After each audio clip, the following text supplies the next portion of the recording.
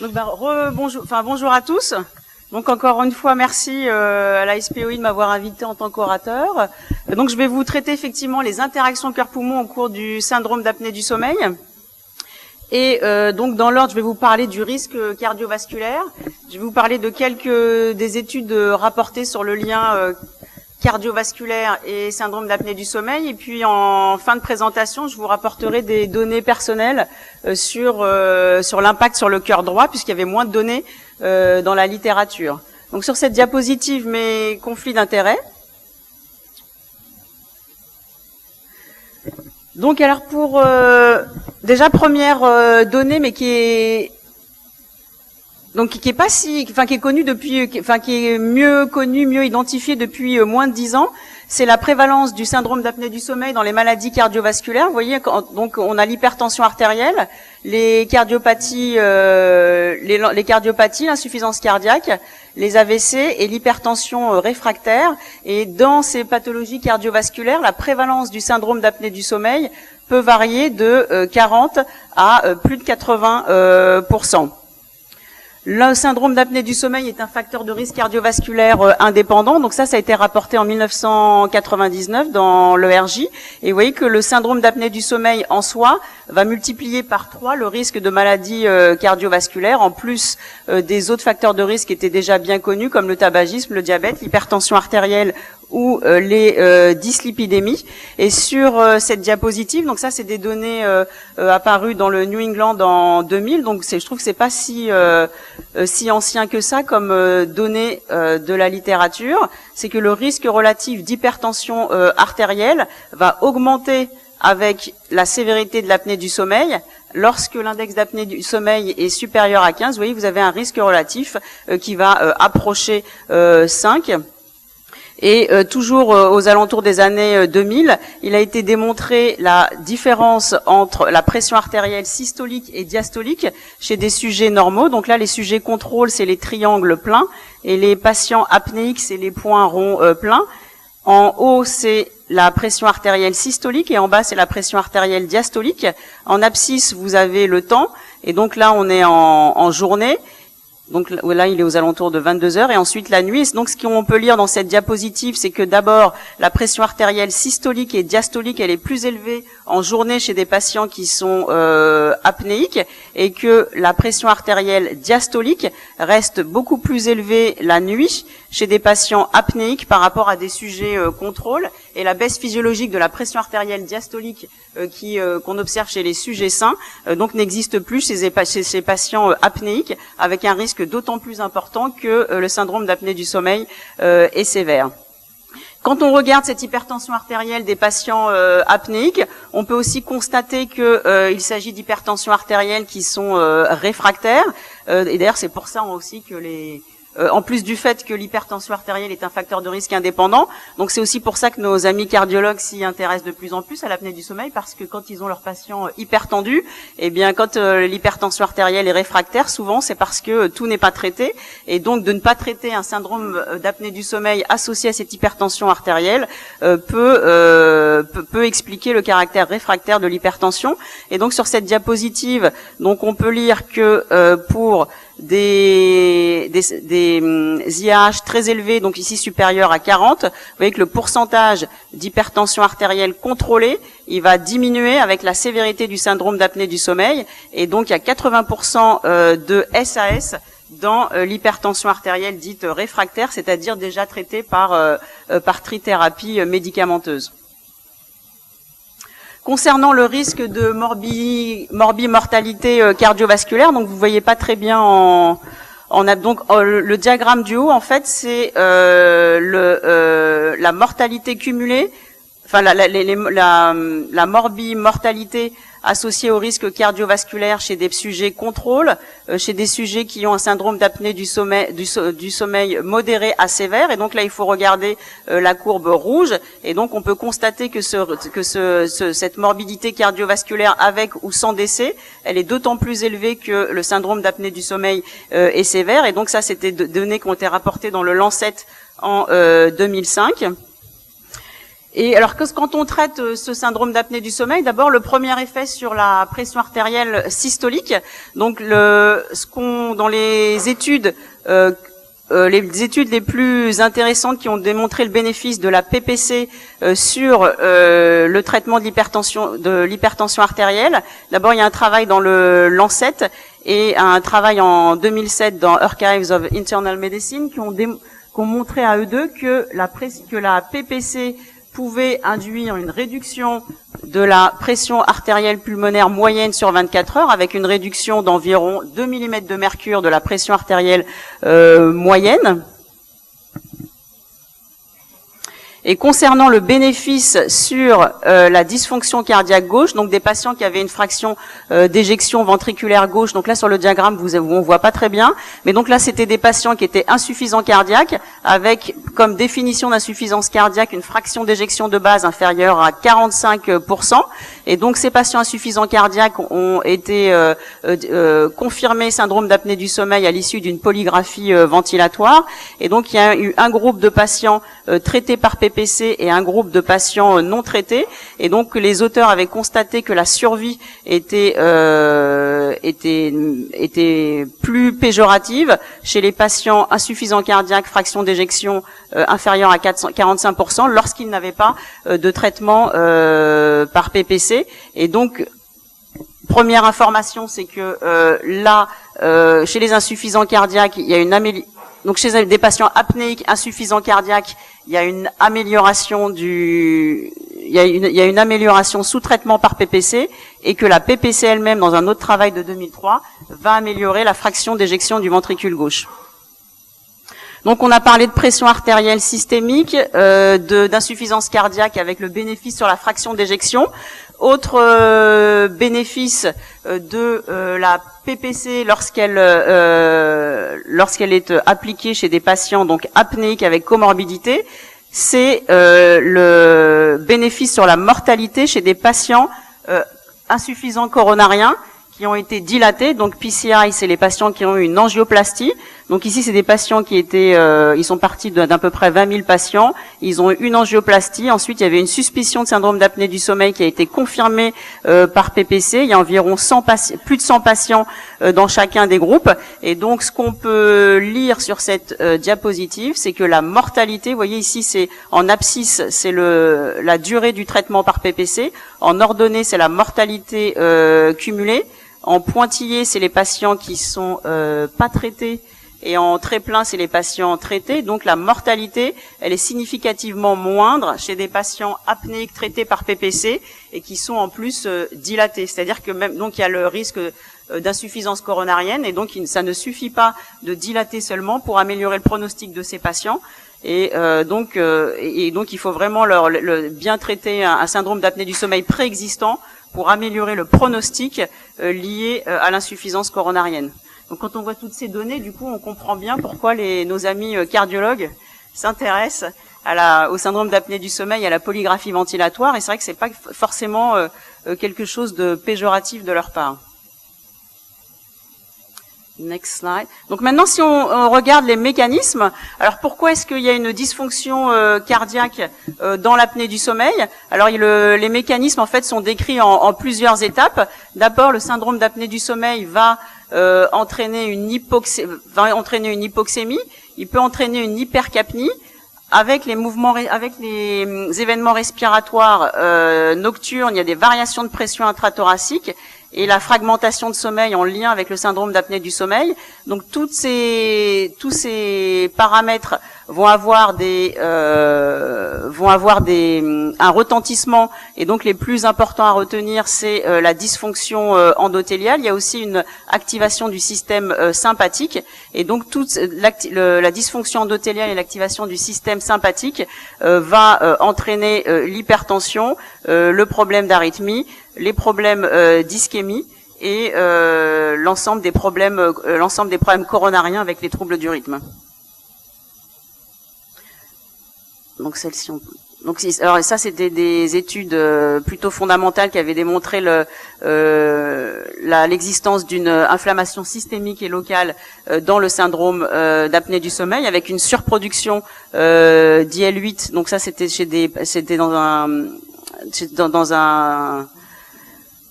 un travail. Donc là, c'était pas un modèle expérimental, pardon. C'était chez des sujets apnéiques, et en comparaison à des sujets contrôle, donc une augmentation de l'IL-8. Et donc nous, à Rouen, donc on s'est plus intéressé, donc il y avait pas mal de données dans la littérature sur le cœur gauche, et donc nous à Rouen, on s'était intéressé plus à la dysfonction cardiaque droite dans cette population, à travers un travail clinique prospectif, utilisant les ultrasons pour l'étude de la fonction cardiaque, en différenciant donc la précharge, la contractilité, la post-charge et la dysfonction cardiaque droite, analysée par les nouvelles techniques échocardiographiques, notamment les techniques de déformation, comme le speckle strain. Donc dans notre étude, on avait inclus des patients apnéiques, avec des patients apnéiques sévères qui allaient avec un syndrome d'apnée du sommeil qui posait l'indication d'un traitement par PPC, donc le diagnostic fait en polygraphie ventilatoire ou en polysomnographie. Et donc on a inclus des patients qui avaient un IH supérieur à 30 ou inférieur à 30 avec plus de 10 micro-éveils. Et donc on n'avait pas inclus dans l'étude les patients insuffisants cardiaques décompensés ou des patients avec une mauvaise échogénicité. Donc ça, c'est le protocole, je vous en ai parlé. Donc concernant l'analyse hémodynamique, donc chez tous les patients, donc il y avait un premier diagnostic et de confirmation du syndrome d'apnée du sommeil avec un IH supérieur à 30. Au moment du diagnostic, à 1 mois de la mise en place du traitement, à 6 mois et à 1 an, on a évalué la fonction ventriculaire gauche par la mesure de la fraction d'éjection. Donc ici, c'est juste un exemple de la mesure de la fraction d'éjection. Donc c'est moi qui faisais les échocardiographies. Dans le service, on avait d'autres pneumologues formés à l'échocardiographie qui pouvaient faire cet examen. Donc ici, on a en coupe deux cavités un ventricule gauche en diastole et en systole. Donc quand on fait les contours de l'un et l'autre, on peut avoir la fraction d'éjection du ventricule gauche, qui est un très bon indice de la fonction systolique du ventricule gauche. Chez ces mêmes patients, on a aussi mesuré le débit cardiaque à partir du Doppler aortique. On a aussi mesuré des indices de dysfonction diastolique du ventricule gauche pour essayer d'apprécier les troubles de la relaxation. Donc sur cette diapositive, on a l'exemple d'un Doppler transmitral avec la mesure de l'onde E et de l'onde A pour essayer d'apprécier les pressions de remplissage et la relaxation ventriculaire gauche. Donc ici un autre indice de dysfonction d'analyse de la relaxation du ventricule gauche. Donc ici on est sur la coupe 4 cavités avec le ventricule gauche, et quand on active le mode Doppler tissulaire au pied de l'insertion de la valve mitrale, on peut avoir une onde EA qui est un marqueur de dysfonction diastolique. Et donc ça, c'était des données qui n'avaient pas été précédemment décrites dans la littérature. Pour l'analyse de la fonction cardiaque droite, donc sur cette diapositive, on voit le ventricule droit, le ventricule gauche, et ici le point d'insertion de la valve tricuspide. Et donc dans les recommandations d'analyse de la fonction systolique du ventricule droit, on utilise la cinétique du plan de l'anneau tricuspide ici, qu'on voit ici dans un seul plan de coupe, qu'on appelle le mode temps-mouvement, et l'amplitude de ce signal donne des informations sur la fonction systolique du ventricule droit. Donc on a aussi mesuré ce paramètre à l'inclusion à 1 mois, 6 mois et à 1 an de suivi pour voir si d'abord il y avait une dysfonction VD chez les malades apnéiques et si le traitement par PPC pouvait améliorer cette dysfonction cardiaque droite. Autre façon d'analyser la contractilité segmentaire et la fonction systolique cardiaque, on a utilisé la technique qu'on appelle de strain. En fait, ça veut dire c'est de la déformation myocardique. Et donc sur cet exemple, on a un ventricule droit, un ventricule gauche. Et donc dans cette technique, on peut faire le contour de la paroi myocardique du ventricule droit pour avoir ici un signal. Je rentre pas dans les détails. En fait, on a un signal de l'analyse segmentaire myocardique qui va nous donner des informations sur l'hétérogénéité ou pas de la contractilité myocardique du ventricule droit. Et donc dans cet exemple ici, quand on voit que toutes les courbes que toutes les courbes ont un pic maximal négatif au même moment, donc là ça veut dire que l'ensemble du myocarde se contracte au même moment. Donc ça, c'est à peu près un signal normal. Et donc, nous, on a mesuré le délai de survenue de la contractilité. Et donc, le délai maximal entre deux contractilités segmentaires, c'est ce qu'on a appelé la désynchronisation. Donc, ça voulait dire qu'il y avait une hétérogénéité de contractilité intramyocardique du ventricule droit. Et donc, si vous avez retenu l'image précédente, ici, c'est une image pathologique, donc d'un patient qui avait un syndrome d'apnée du sommeil à l'état de base. Et ici, on peut voir par rapport à la diapositive précédente qu'il y a une hétérogénéité des courbes, un peu que ça. Et donc, ça, c'est le signe d'une dysfonction cardiaque droite avec une hétérogénéité de contractilité cardiaque droite. Donc là, je vous montre les premières données. Donc sur les 36 patients analysés, donc à l'inclusion et à 1 mois d'évolution, donc on avait une prédominance d'hommes avec comme facteur de risque cardiovasculaire identifié à l'inclusion l'hypertension artérielle, le diabète, l'obésité. Il y avait 20% de patients qui étaient arythmiques. Donc en fait, c'est les facteurs de risque cardiovasculaire un peu dit plutôt habituels. L'index d'apnée-hypopnée moyen était de 46, donc plutôt des syndromes d'apnée du sommeil sévères, avec des symptômes cliniques, je dirais, habituels du syndrome d'apnée du sommeil. Et donc dans cette population, il y a 22% des patients qui avaient été diagnostiqués en polysomnographie. Quand on regarde le traitement administré, ils avaient tous reçu une PPC autopilotée avec un masque nasal pour 44% d'entre eux, facial pour 56% d'entre eux, une pression médiane, donc je vous ai pas remis la P80, en tout cas la pression médiane était à 9 cm d'eau et avec une observance qui était à plus de 5 heures par jour. Et alors quand on regarde l'évolution, donc chez ces patients qui étaient plutôt observants, donc vous voyez ici c'est toutes les données que je vous ai précédemment décrites à l'inclusion et à 1 mois de traitement. Donc nous, notre population de base, il n'y avait pas de dysfonction systolique du ventricule gauche avec une fraction d'éjection qui était conservée. À 1 mois, on a relevé une augmentation, mais qui n'était pas significative de la fraction d'éjection de la fraction d'éjection à 1 mois, donc l'indice de contractilité, en tout cas, ça n'a pas diminué. Ce qu'on peut lire aussi, c'est qu'il y a une modification par le rapport E/A de la fonction diastolique du ventricule gauche. Donc là, ça peut laisser penser qu'il y a une amélioration de la relaxation, donc en gros du remplissage des cavités gauches avec le traitement par PPC. Pour la fonction cardiaque droite évaluée à 1 mois seulement, donc là quand on regarde l'indice qui s'appelle TAPS, donc c'est la cinétique de la valve tricuspide, indice de fonction systolique du ventricule droit, on est passé de 22 à 23, c'était non significatif pour l'instant sur le petit collectif de patients. Et quand on s'est intéressé à l'analyse de la contractilité en regardant les indices plus sophistiqués comme je vous ai montré, comme la déformation myocardique, donc on a pu, donc là je vous remontre un exemple donc d'hétérogénéité de contractilité du ventricule droit, donc ici avant et après, donc juste visuellement là on peut voir que les courbes elles vont un peu dans tous les sens, je sais pas si vous arrivez à voir ça, et donc après traitement il y a quand même une amélioration, et donc le résultat le plus intéressant qu'on ait observé, c'est qu'effectivement il y a une désynchronisation qui est moins importante après traitement, après 1 mois seulement, avec une différence qui est significative. Et donc si on regarde les résultats donc sur les 36 patients, donc ici c'est les résultats avec la médiane et les quartiles, et si on regarde les tendances individuellement, en fait la majorité des patients où vont stabiliser cette désynchronisation ou vont la réduire.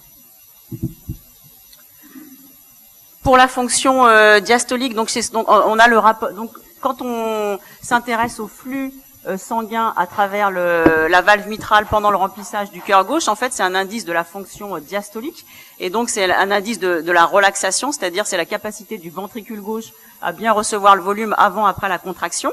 Et donc les études précédentes avaient montré qu'il y avait un bénéfice sur la fraction d'éjection du ventricule gauche, qu'il y avait un bénéfice chez des patients coronariens qui avaient bénéficié d'une angioplastie. Il n'y avait pas eu de données encore sur la relaxation. Donc nous, ce qu'on trouve au stade de l'analyse, c'est qu'il y aurait possiblement une amélioration en fait des capacités de remplissage du cœur gauche, qui pourrait aussi expliquer l'amélioration de la fonction systolique appréciée par la fraction d'éjection. Donc pour nos résultats sur la fonction cardiaque droite, alors de ce qu'on a retrouvé nous dans la littérature, Il y a eu quelques études qui avaient montré des altérations de la fonction VD chez des patients apnéiques de base, avec des améliorations de la fonction cardiaque droite sous PPC, mais c'était surtout des améliorations appréciées par le biais d'une amélioration de la pression artérielle pulmonaire systolique. Nous, sur les 36 patients déjà évalués, on n'a pas encore, pour nous, la PAP systolique, elle était restée stable, mais je pense qu'on l'a appréciée de manière plus sophistiquée, la fonction cardiaque droite, et que du coup, c'est peut-être plus intéressant. Donc pour l'instant, les données que je vous ai montrées, elles restent limitées parce que l'échantillon était de faible taille. Mais depuis cette analyse, on a maintenant inclus 100 patients avec un suivi que je vous ai montré là, juste inclusion et 1 mois. Et depuis, on a le recul à 6 mois, 1 an, avec donc une étude sur la fonction VG, la contractilité, la relaxation, et sur la fonction cardiaque droite, avec surtout la désynchronisation. Je crois qu'après, c'est ma diade. Donc pour conclure, j'ai refait un diagramme de synthèse sur interaction cœur-poumon et syndrome d'apnée du sommeil. Donc si on part donc le syndrome d'apnée du sommeil, donc le syndrome d'apnée du sommeil, il est en haut de la diapositive. On va avoir une hypoxémie, une hypercapnie des micro-éveils qui vont activer le système autonome, entraînant une vasoconstriction périphérique. Cette vasoconstriction périphérique va entraîner au niveau cardiaque droit une hypertension pulmonaire et donc l'augmentation de la post-charge du ventricule droit. À gauche, on va avoir une augmentation de la post-charge du ventricule gauche. Donc la post-charge, en fait, c'est la gêne à l'éjection. Donc ça va générer une dysfonction systolique.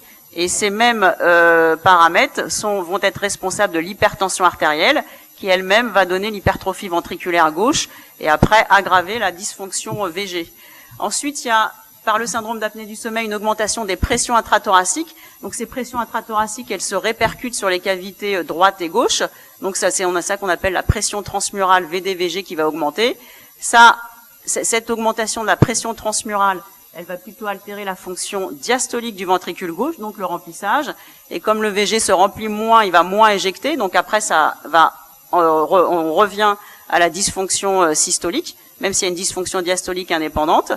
Donc l'augmentation de pression transmurale, ça fait la dysfonction VD parce que ça va augmenter la pression artérielle pulmonaire systolique, mais cette fois-ci de manière mécanique. Et enfin, la reprise ventilatoire après des apnées prolongées, en fait, ça va augmenter le retour veineux parce que ça va entraîner des variations de pression intrathoracique. L'augmentation de retour veineux dilate le cœur droit. Comme ça dilate le cœur droit, ça peut ça va entraîner sa dysfonction. Et la dilatation du VD va aussi comprimer le VG, réduire sa compliance et elle aussi entraîner la dysfonction diastolique. Merci.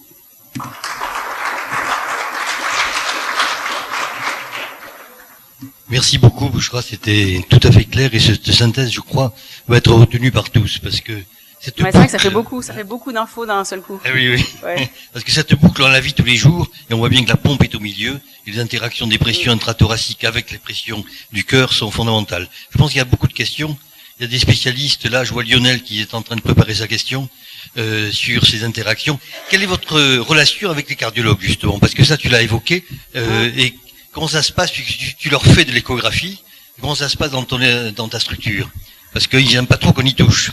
Pour l'échographie cardiaque? Oui, oui. Alors c'est vrai que du coup moi j'ai moins parce que comme c'est une orientation cœur droit, oui. Donc en fait j'ai pas trop de difficultés avec eux. Il y a même on a plusieurs cardiologues hospitaliers ou même de ville qui me les réadressent pour évaluer la fonction cardiaque droite.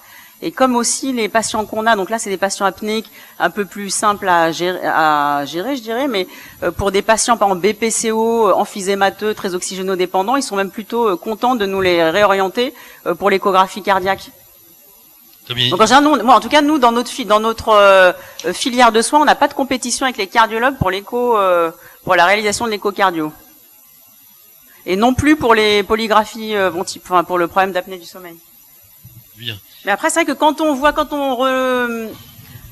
réapprécie bien tous les facteurs de risque et puis je pense de leur côté les cardiologues, là surtout depuis 2007 avec les recommandations de l'ESC qui ont identifié vraiment le syndrome d'apnée du sommeil comme facteur de risque indépendant et responsable d'HTA réfractaire, ils ont été plus sensibilisés, donc forcément ils se sont plus mis à faire de la polygraphie, à essayer de traiter ces patients, même si peut-être il y avait aussi des arrière-pensées hautes, mais Mais en tout cas, ça paraissait logique de leur part Tout à fait. de mieux identifier ces malades. Tout à fait. Lionel? Avec toutes les études qui avaient montré...